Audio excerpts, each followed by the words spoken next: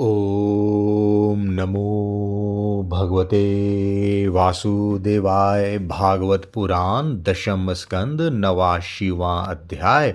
भृगु जी के द्वारा त्रिदेवों की परीक्षा तथा भगवान का मरे हुए ब्राह्मण बालकों को वापस लाना। श्री सुखदेव जी कहते हैं, परीक्षित, एक बार सरस्वती नदी के पावन तट पर यज्ञ प्रारंभ करने के लिए बड़े बड़े ऋषि मुनि एकत्र होकर बैठे। उन लोगों में इस विषय पर वाद विवाद चला कि ब्रह्मा, शिव और विष्णु में सबसे बड़ा कौन है। परीक्षित, उन लोगों ने यह बात जानने के लिए ब्रह्मा, विष्णु और शिव की परीक्षा लेने के उद्देश्य से ब्रह्मा के पुत्र भृगु जी को उनके पास भेजा। महर्षि भृगु सबसे पहले ब्रह्मा जी के सभा में गए। उन्होंने ब्रह्मा जी के धैर्य आदि के परीक्षा लेने के लिए न उन्हें नमस्कार किया और न तो उनकी स्तुति ही की। इस पर ऐसा मालूम हुआ कि ब्रह्मा जी अपने तेज से दहक रहे हैं। उन्हें क्रोध आ गया, परंतु जब समर्थ ब्रह्मा जी ने देखा कि यह तो मेरा पुत्र ही है, तब अपने मन में उठे हुए क्रोध को भीतर ही भीतर विवेक बुद्धि से दबा लिया। ठीक वैसे ही जैसे कोई अग्निमंथ से उत्पन्न अग्नि को जल से बुझा दे। वहां से महर्षि भृगु कैलाश में गए।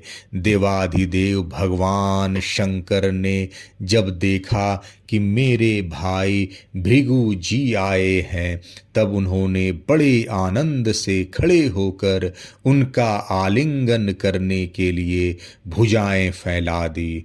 परंतु महर्षि भृगु ने उनसे आलिंगन करना स्वीकार न किया और कहा, तुम लोक और वेद की मर्यादा का उल्लंघन करते हो, इसलिए मैं तुमसे नहीं मिलता। भृगु जी की यह बात सुनकर भगवान शंकर क्रोध के मारे तिलमिला उठे। उनकी आंखें चढ़ गई। उन्होंने त्रिशूल उठाकर महर्षि भृगु को मारना चाहा, परंतु उसी समय भगवती सती ने उनके चरणों पर गिरकर बहुत अनुनय विनय की और किसी प्रकार उनका क्रोध शांत किया।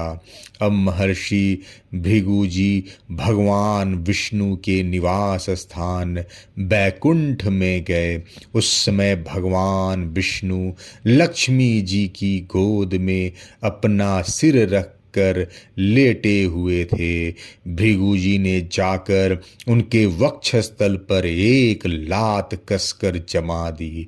भक्त वत्सल भगवान विष्णु लक्ष्मी जी के साथ उठ बैठे और झटपट अपनी शैया से नीचे उतरकर मुनि को सिर झुकाया, प्रणाम किया।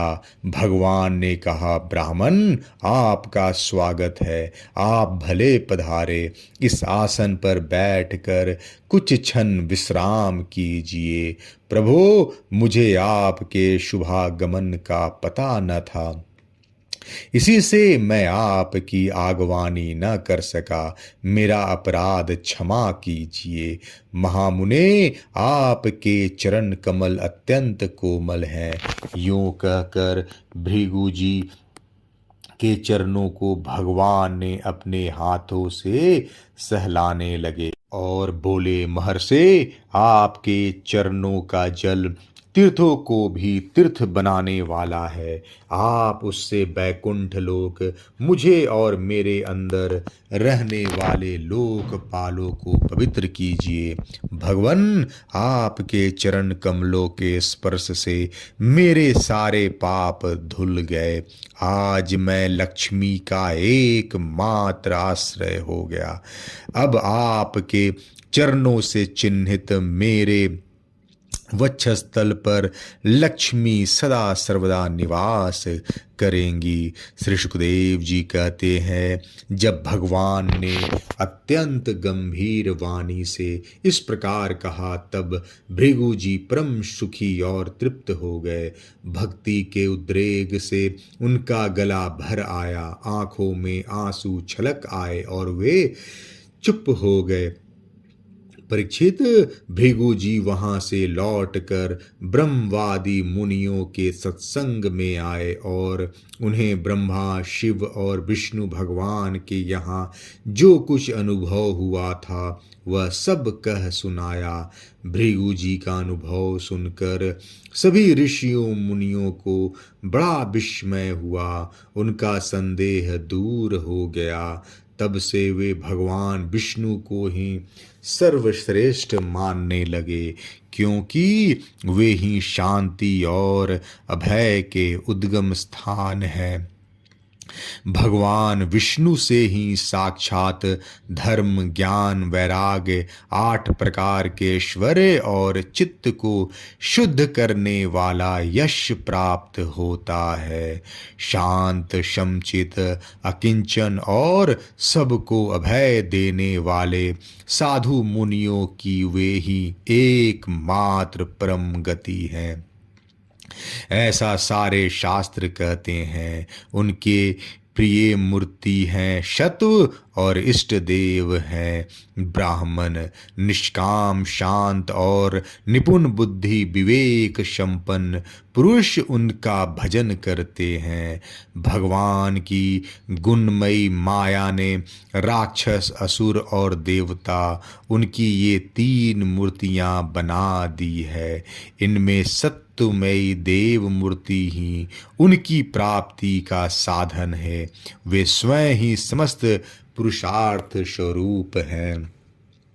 श्री सुखदेव जी कहते हैं, परीक्षित, सरस्वती तट के ऋषियों ने अपने लिए नहीं, मनुष्यों का संशय मिटाने के लिए ही ऐसी युक्ति रची थी।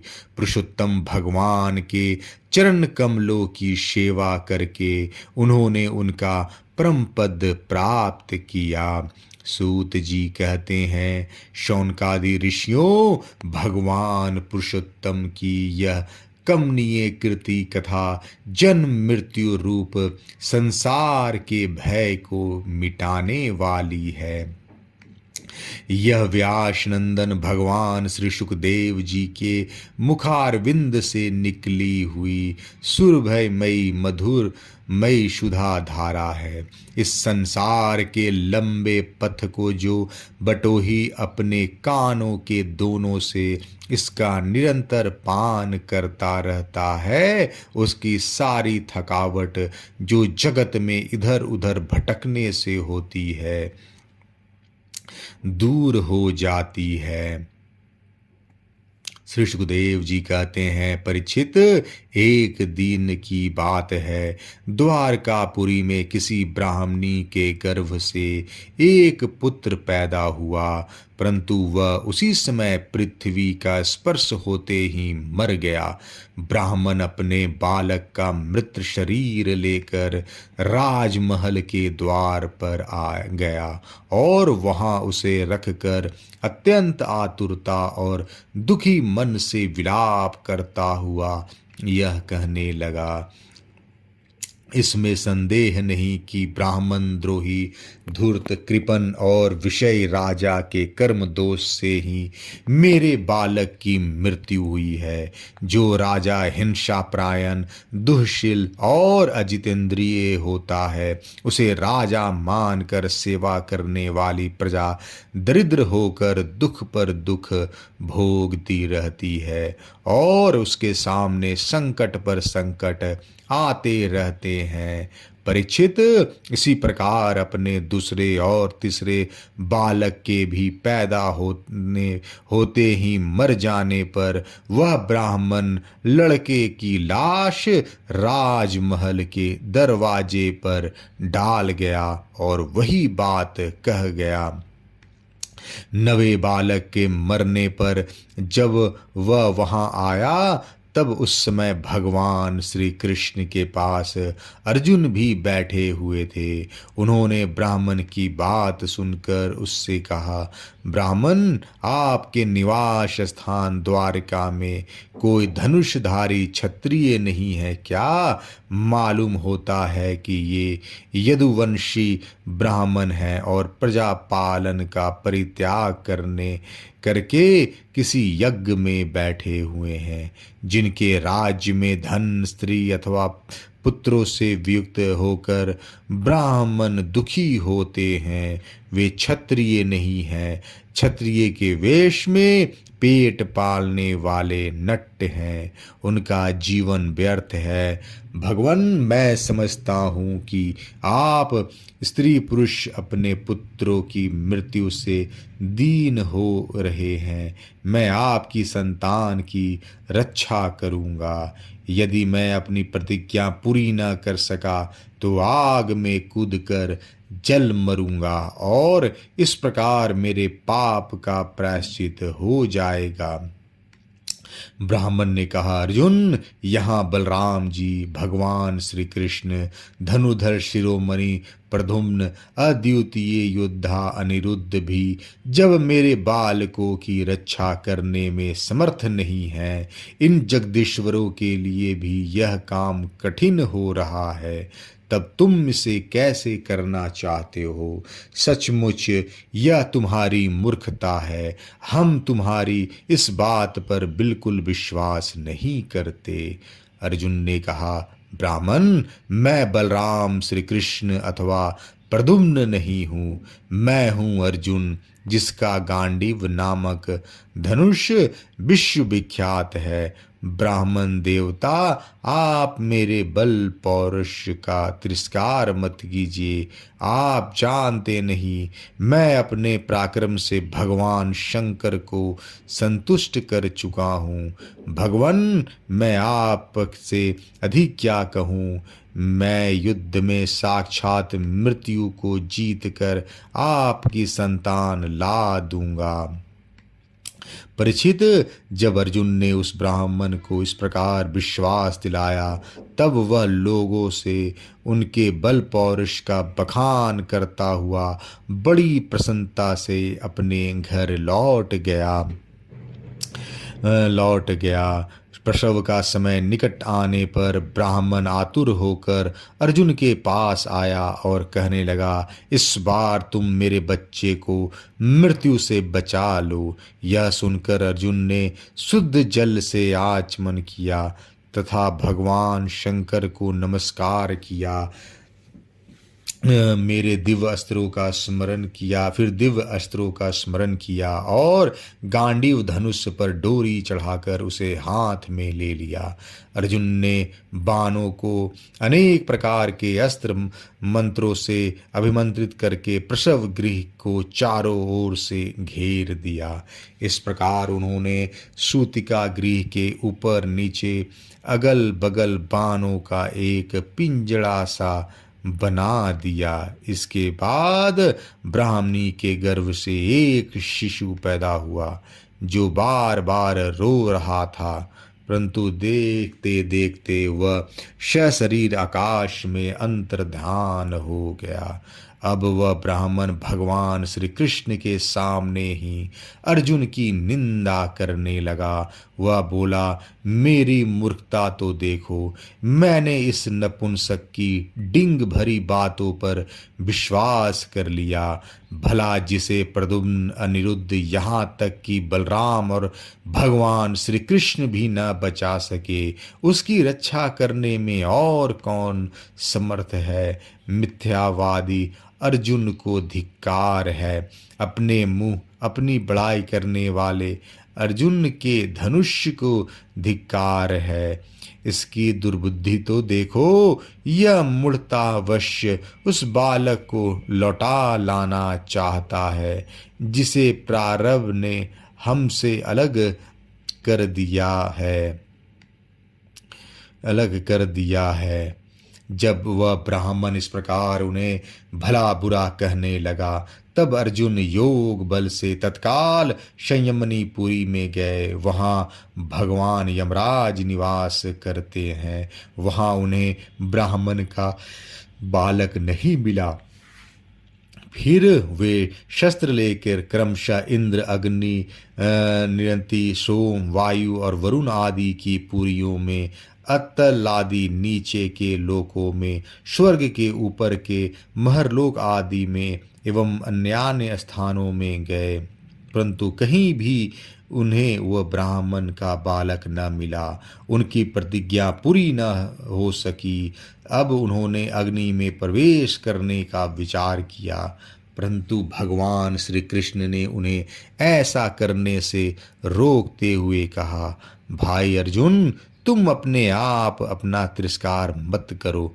मैं तुम्हें ब्राह्मण के सब बालक अभी दिखाई देता हूँ। आज जो लोग तुम्हारी निंदा कर रहे हैं वे ही फिर हम लोगों की निर्मल कीर्ति का स्थापना करेंगे। सर्वशक्तिमान भगवान श्री कृष्ण इस प्रकार समझा बुझाकर अर्जुन के साथ अपने दिव्य रथ पर सवार हुए और पश्चिम दिशा को प्रस्थान किया। उन्होंने सात सात पर्वतों वाले 7 द्वीप, 7 समुद्र और लोकाक पर्वत को लांघ कर घोर अंधकार में प्रवेश किया। परीक्षित, वह अंधकार इतना घोर था कि उसमें शैव, सुग्रीव, मेघपुष्प और बलाहक नाम के चारों घोड़े अपना मार्ग भूलकर इधर उधर भटकने लगे। उन्हें कुछ समझ ही न था। योगेश्वर के भी परमेश्वर भगवान श्री कृष्ण ने घोड़ों की यह दशा देख कर अपने सहस्त्र सहस्त्र सूर्यों के समान तेजस्वी चक्र को आगे चलने की आज्ञा दी। सुदर्शन चक्र अपने ज्योतिमय तेज से स्वयं भगवान के द्वारा उत्पन्न उस घने एवं महान अंधकार को चीरता हुआ मन के समान तीव्र गति से आगे आगे चला। उस समय वह ऐसा जान पड़ता था मानो भगवान राम का वान धनुष से छुटकर राक्षसों की सेना में प्रवेश कर रहा हो। इस प्रकार सुदर्शन चक्र के द्वारा बतलाए हुए मार्ग से चलकर रथ अंधकार की अंतिम सीमा पर पहुंचा। उस अंधकार के पार सर्वश्रेष्ठ परावर रहित व्यापक परम ज्योति जगमगा रही थी। उसे देखकर अर्जुन की आंखें चौंधिया गई और उन्होंने विवश होकर अपने नेत्र बंद कर लिए। इसके बाद भगवान के रथ ने दिव्य जल राशि में प्रवेश किया। बड़ी तेज आंधी चलने के कारण उस जल में बड़ी बड़ी तरंगे उठ रही थी, जो बहुत ही भली मालूम होती थी। वहाँ एक बड़ा सुंदर महल था। उसमें मणियों के सहस्त्र सहस्त्र खंभे चमक चमक कर उसकी शोभा बढ़ा रहे थे और उसके चारों ओर बड़ी उज्ज्वल ज्योति फैल रही थी। उसी महल में भगवान शेष जी विराजमान थे। उनका शरीर अत्यंत भयानक और अद्भुत था। उनके सहस्त्र सिर थे और प्रत्येक फन पर सुंदर सुंदर मणियाँ जगमगा रही थी।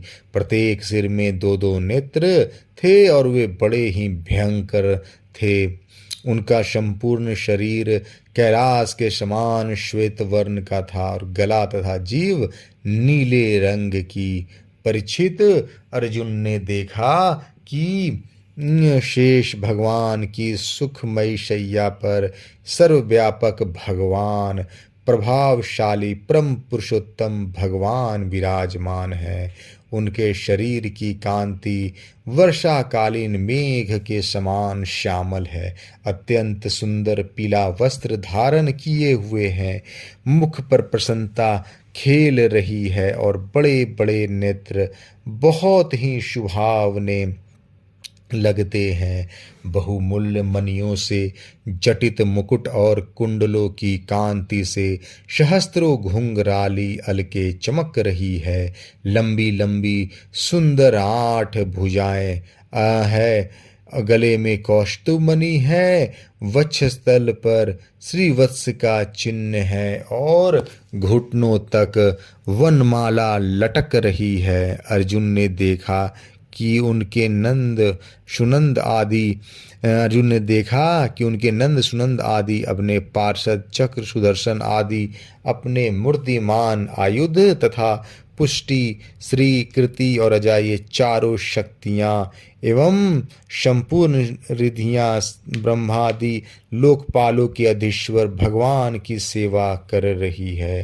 परीक्षित, भगवान श्री कृष्ण ने अपने ही स्वरूप श्री अनंत भगवान को प्रणाम किया। अर्जुन उनके दर्शन से कुछ भयभीत हो गए थे। श्री कृष्ण के बाद उन्होंने भी उनको प्रणाम किया और वे दोनों हाथ जोड़कर खड़े हो गए। अब ब्रह्मादि लोकपालों के स्वामी भूमा पुरुष ने मुस्कुराते हुए मधुर एवं गंभीर वाणी से कहा, श्री कृष्ण और अर्जुन, मैंने तुम दोनों के देखने के लिए ही ब्राह्मण के बालक अपने पास मंगा लिए थे। तुम दोनों ने धर्म की रक्षा के लिए मेरी कलाओं के साथ पृथ्वी पर अवतार ग्रहण किया है। पृथ्वी के भार स्वरूप दैत्यों का संहार करके शीघ्र से शीघ्र तुम लोग फिर मेरे पास लौट आओ। तुम दोनों ऋषिवर नर और नारायण हो। यद्यपि तुम पूर्ण काम और सर्वश्रेष्ठ हो, फिर भी जगत की स्थिति और लोक संग्रह के लिए धर्म का आचरण करो। जब भगवान भूमा पुरुष ने श्री कृष्ण और अर्जुन को इस प्रकार आदेश दिया, तब उन लोगों ने उसे स्वीकार करके उन्हें नमस्कार किया और बड़े आनंद के साथ ब्राह्मण बालकों को लेकर जिस रास्ते से जिस प्रकार आए थे, उसी से वैसे ही द्वारका में लौट आए। ब्राह्मण के बालक अपनी आयु के अनुसार बड़े बड़े हो गए थे। उनका रूप और आकृति वैसे ही थी जैसे उनके जन्म के समय थी। उन्हें भगवान श्री कृष्ण और अर्जुन ने उनके पिता को सौंप दिया। भगवान विष्णु के उस परम धाम को देख कर अर्जुन की आश्चर्य की सीमा न रही। उन्होंने ऐसा अनुभव किया कि जीवों में जो कुछ बल पौरुष है, वह सब भगवान श्री कृष्ण की ही कृपा का फल है। परीक्षित, भगवान ने और भी ऐसी अनेक ऐश्वर्य और वीरता से परिपूर्ण लीलाएं की। लोक दृष्टि में साधारण लोग के सामने सांसारिक विषयों का भोग किया और बड़े बड़े महाराजाओं के समान श्रेष्ठ श्रेष्ठ यज्ञ किए। भगवान श्री कृष्ण ने आदर्श महापुरुषों का सा आचरण करते हुए ब्राह्मण आदि समस्त प्रजा वर्गों के सारे मनोरथ पूर्ण किए। ठीक वैसे ही जैसे इंद्र प्रजा के लिए समयानुसार वर्षा करते हैं। उन्होंने बहुत से अधर्मी राजाओं को स्वयं मार डाला, बहुतों को अर्जुन आदि के द्वारा मार डाला। इस प्रकार धर्मराज युधिष्ठिर आदि धार्मिक राजाओं से उन्होंने अन्यास ही सारी पृथ्वी धर्म मर्यादा की स्थापना करा दी, करवा दी। 89वां अध्याय समाप्त। जय श्री कृष्ण।